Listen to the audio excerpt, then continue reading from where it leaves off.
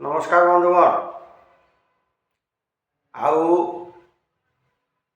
किछि घंटा पर आमर 2025 विदाय नब एवं यही 12 मास भितर 365 दिन 12 मास भितर से आमको बहुत अनुभूति देइछि, अनुभव देइछि, स्मृति मध्य बहुत रखी जाइछि।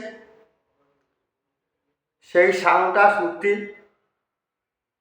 एवं अनुभव अनुभूति को नहीं आज मु मोर मत आपण पाखरे रखुछि। एवं ये जो वर्षे 2025 जानुआरी ठारू डिसेम्बर 31 तारीख वर्तमान पर्यंत जहाँ मोर कार्यधारा अच्छी से कार्यधारा मु आपण पाखे रखिबी। ता भितर जदि मोर किछि त्रुटि थाए ताले से त्रुटि की सुधारी देवे। तत्सहित मते उदार हृदय मुझे क्षमा करने को चाहूनी। क्षमा मो दर्शन शास्त्र ना जहाँ दंड दबा कथा जहाँ दंड विधान करने कथा ताकू मध्य करिवे मु निश्चित भाव सादरे ग्रहण करी। बंधुगण वर्तमान सामाजिक स्थिति जहाँ से स्थिति को जदि आम अनुकरण करवा ताहले निश्चित भाव भविष्य आमको अंधकार मध्य को गति कर सन्देह नहीं।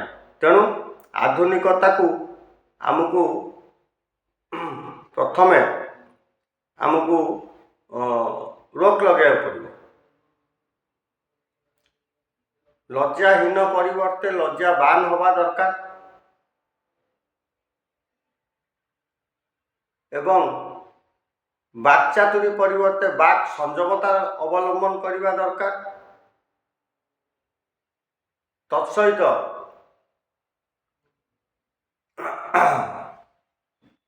जो भली कार्यक्रम सब चली आज सरकार जो कठोर नियम मान प्रणयन कर ये नियम सरकार एवं प्रणयन करना नियम यथेष्ट आगुरी थिला किंतु उच्छृंखलता को आके बर्दाश्त कले जो सरकार बाध्य कि आईन टाक कठोर कले। तेणु उच्छृंखलता दूरे रहा जहाँ आमर पूर्वपुरुष मैंने कही आसते रास्तार बाँ पटे चलवा कि सत्य रखा लोक आगे किए विश्वास करू बा न करू आपातत सत्यता प्रकाश करदे निजे आत्मतृप्ति लाभ पाइबा। यही क्रम 2026 आमको सहयोग करियो बोली से आशा एवं विश्वास। बंधुगण तापर आसवा आमर सांगठनिक कार्यक्रम भितर आपण माने जानी थिबे आमर जो अदालत रे सम अदालत रे जो चली मकदमा से मकदमार शेष शुणाणी थिला एप्रिल मास 2 तारीख। एप्रिल 2 तारीख पर तार नोटिफिकेशन हला बोधे एप्रिल 19 तारीख एवं मे 21 तारीख रे आमर हस्तगत हला। मे 29 तारीख दिन तार गेजेट नोटिफिकेशन परिप्रकाश पाइला एवं से सरकार जो 6 मास समय देइथिले आमर अदालत समय सीमा 6 मास पर्यंत अतिक्रांत करिगला। से 6 मास भितर आम समस्त को जाकि व्यक्तिगत भाव संघ पक्षर प्रतिनिधि दल जाए भेटिचु एवं समस्त को मध्य अनुरोध करिचु जे ऑर्डर टी इम्प्लीमेंट करिया जा हो कौन से कारणवशतः आमर जो प्रशासनिक अधिकारी रहिले विभागीय अधिकारी माने रहिले सेटा को कार्यकारी कले नहीं। पुनर्बार कोर्ट निर्देश अनुसार 6 मास बीतीगला परे किछि लोकों मन भितर द्वंद्व आसला जो माने कि आम ना अपप्रचार कले जे से ऑर्डर किछि मूल्य नहीं। मोर से को छोटिया परामर्शटी बाबूरे जदि मूल्यहीन है गेजेट ताले सरकार गेजेट उपरे तो उच्च अदालत को जाइए सरकार ताक तरफ उच्च अदालत को जाइछन्ति कि ये मोर प्रश्न।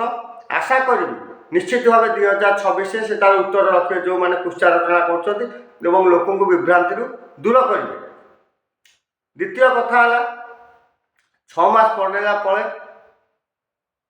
आमर जे वकिल महोदय अच्छा परामर्श क्रमे आम सरकार को पुनर्बार लिखित जनइलु जे आज्ञा 6 मास पड़ेगा तेणु तुरंत कार्यकारी जदि 1 मास मध्य करा न जाए ताहले आम बाध्य विकल्प पंथा ग्रहण करूँ।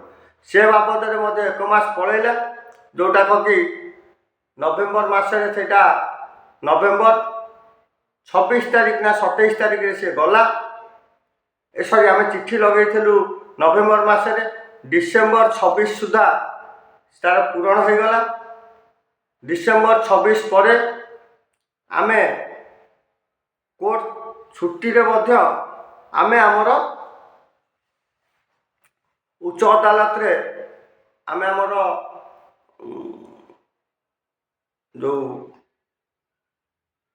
निवेदन रखिलु जे सरकार गेजेट कले नोटिफिकेशन कले गेजेट कले किंतु गेजेट तुरंत कार्यकारी करूना तेणु आपर हाईकोर्ट हस्तक्षेप करते ये हिसाब से प्रेयर कलु जा हो आशा करूँ 2026 जानुआरी प्रथम सप्ताह कोर्ट ओडिशा हाईकोर्ट निश्चित भाव एक निर्देशनामा जारी करेंगे तापर आम आमर लड़ाई जारी रखिबु।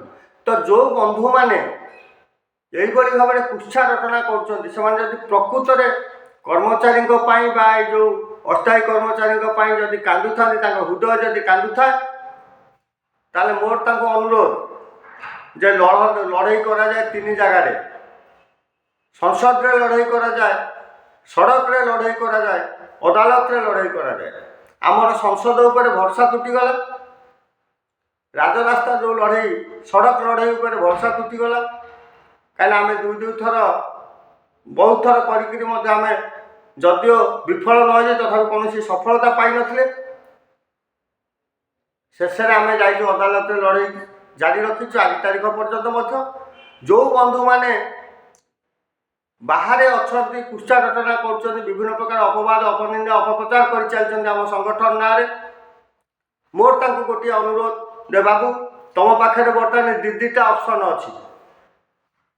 ऑप्शन नंबर 1 तुम पाखे निश्चित भाव संसद में लड़ार ताकत अच्छी बोली तमें मैंने ही लोकों भीतर प्रचार कर चलच जे सरकार आमर ये सरकार ही आमको चाकरी देवे जदि यह सत्य ताले सड़क रे लड़ाई कर